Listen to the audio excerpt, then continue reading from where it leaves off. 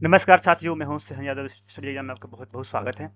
दोस्तों, आप लोग यहाँ देख सकते हो कि कर्नाटक विधानसभा में जो है कि मुस्लिम के लिए एक विधेयक पास हुआ है, जिसमें 4% का उन लोगों को रिजर्वेशन दिया गया है। और इसके अगेंस्ट में बीजेपी गवर्नमेंट की वहाँ जो है अगेंस्ट में थी। उन्होंने जो है कि हल्ला किया और उन्होंने अपना विरोध जताया। उसके बाद उन्होंने जो है कि इसको लेकर के जो है कि राज्यपाल के पास में कुछ प्रस्ताव रखा और एप्लीकेशन का केस फाइल करी। उसके बाद देखेंगे दोस्तों क्या आती है। और आप लोगों से रिक्वेस्ट है, प्लीज़ मेरे चैनल को लाइक शेयर और सब्सक्राइब जरूर करें। सो दोस्तों, चलिए स्टार्ट करते हैं। दोस्तों, देख सकते हो कि जो कर्नाटका में पास बिल हुआ है 4% reservation for Muslims in public contract.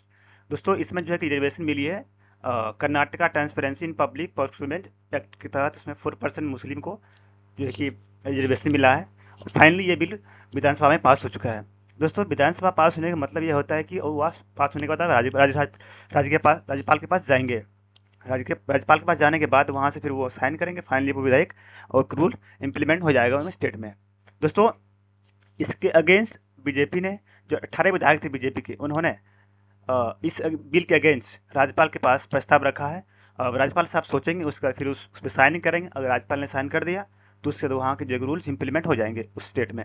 Okay दोस्तों, जो लीडर ऑफ अपोजिशन था पीछे बीजेपी के, आर अशोका, इन्होंने कहा कि कर्नाटका ट्रांसपेरेंसी इस public procurement amendment act bill जो है कि जो एक ये लॉ है, ये पार्लियामेंट्री अफेयर मिनिस्ट्री, उन्होंने कहा कि ये अनकॉन्स्टिट्यूशनल है, ये कॉन्स्टिट्यूशन के खिलाफ है। उनका ये मानना था। बाकी उसके बाद देख सकते हो यहाँ पर कि जो जो कैबिनेट जो फ्राइडे को कर्नाटका में पास हुई थी, ये 4% बिल को लेकर के, उसमें जो वैल्यूशन है 2 करोड़, मतलब 2 crore good service procurement up to 1 crore contract, यानी कि 2 करोड़ है, लेकिन अभी 1 करोड़ को मिल सकता है, इसके फायदे हो सकते हैं। कर्नाटका के जो सीएम है सिद्धरमनाथ, उन्होंने कहा कि जो 25-26 के बजट में है, जो 7 मार्च को पास हुआ था, उसमें SC ST को 24% मिला था आरक्षण। OBC कैटेगरी 1 को 4%, कैटेगरी 2A को 15%।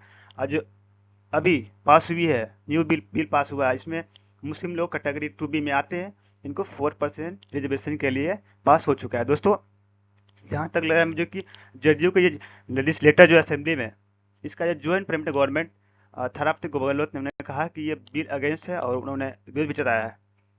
ओके, उसके बाद दोस्तों आप देख सकते हो कि जो अनकॉन्स्टिट्यूशनल बिल जो पास हुआ था, उसमें जो 4% जो पास हुआ, उसमें टू बी को, जो बैकवर्ड क्लास है BC है, उसमें मुस्लिम को 2B में रखा गया है। इसको 4% का अभी बिल जो इम्प्लीमेंट हुआ है। बाकी दोस्तों देखना होगा हम लोगों को कि आगे आगे क्या होती है। अगर बीजेपी गवर्नमेंट इसमें सेंट्रल गवर्नमेंट इसका हाथ रखती है या उसका हस्तक्षेप होता है, तो मैं अभी पॉसिबिलिटी हो कि ये रूल अभी स्टेट में इम्प्लीमेंट ना हो, क्योंकि विधानसभा में पास होने के बाद फाइनली बिल जाता है राज्यपाल के पास, गवर्नर के पास।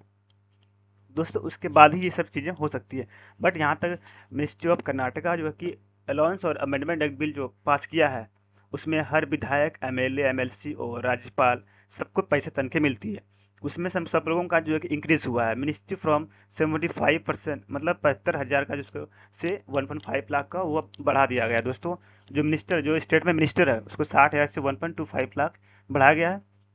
वहीं जो सीएम को अलाउंस मिलता था 4.5 लाख, 4.5 लाख मिलता था, उसको 5 लाख कर दिया गया है।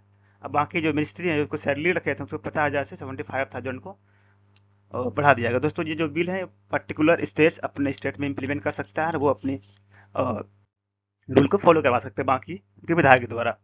बाकी दोस्तों, ये 10 करोड़ की जो पर एनम का सैलरी जो हाइक हुई है, एक्सपेंडिचर है, वह इसको कौन बिल पे करेगा। दोस्तों, कर्नाटका विधानसभा में इसमें इस बिल को पास होना तो अच्छी बात है, क्योंकि आप हर स्टेट्स के MLA, MP, MLC होते हैं, उनको ये प्रोवाइड किया जाता है।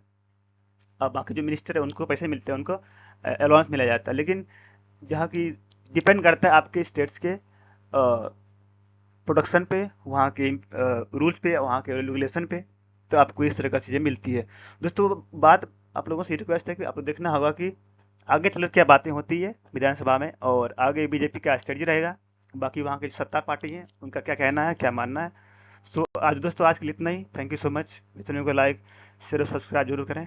Thank you so much.